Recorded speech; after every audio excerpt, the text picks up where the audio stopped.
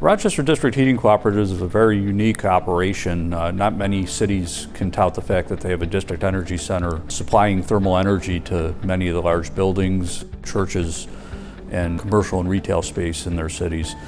We were formed in 1985 when we bought some assets from Rochester Gas and Electric as a member-owned nonprofit cooperative.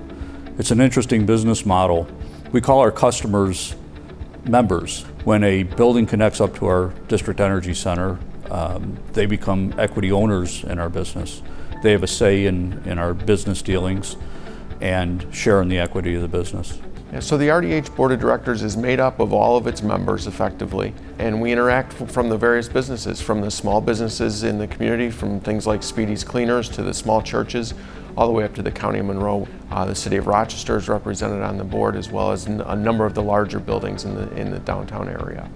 The Rochester District Heating Cooperative has a unique footprint in downtown Rochester and provides the members with a low-cost heating or energy alternative. And that's one of the benefits that we have. This is something that is not driven by profit, it's driven by member use and what do the members say what's best. When I came on board as the general manager in 2011, I talked to the board and the membership about what our future really needs to be or could be, and unanimously the board and the membership said invest in the future. So we went through in the last 18 months or so a $6 million upgrade to our facility. What we had noticed is that we needed to improve the efficiency of our system, and these upgrades were necessary in order to do it.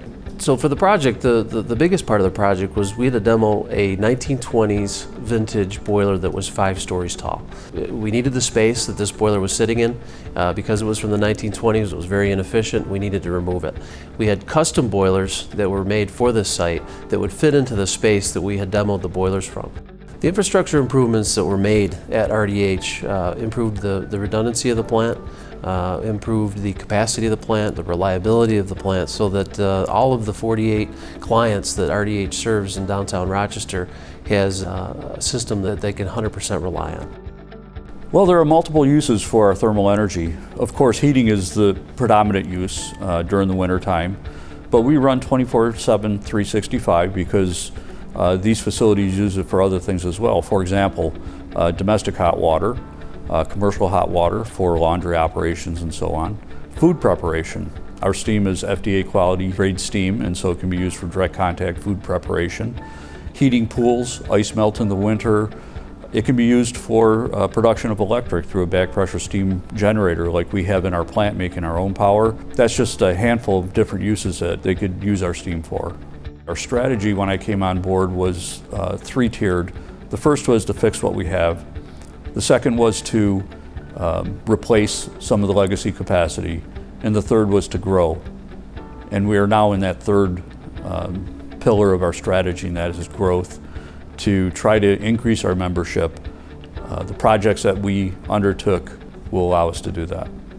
So anytime we add a new business to the system, it effectively lowers our demand cost, and demand is basically our administrative costs, because those costs are being able to spread out over a greater base. So as we add businesses, as we develop new products to service existing customers, we'll continue to be able to drive those costs down. Most of the major landmark facilities are connected up to our system.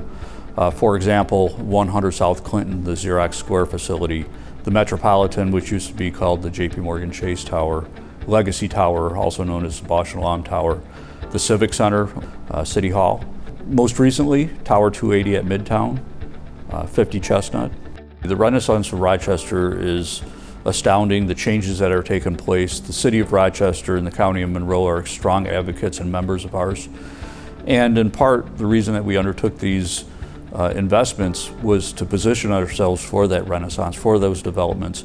We want to give the City of Rochester an alternative to conventional boilers and heating plants within a building. Offer them a solution where they can connect up to a pipe instead of putting in boilers, which takes up space, requires additional maintenance, staffing, insurance, permits, water treatment, and a whole slew of costs that come by putting in your own capacity.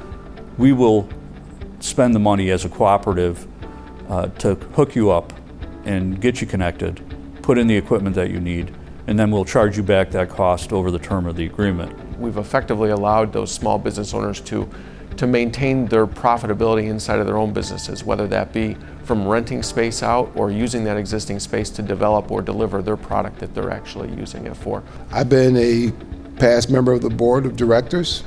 I've been a user.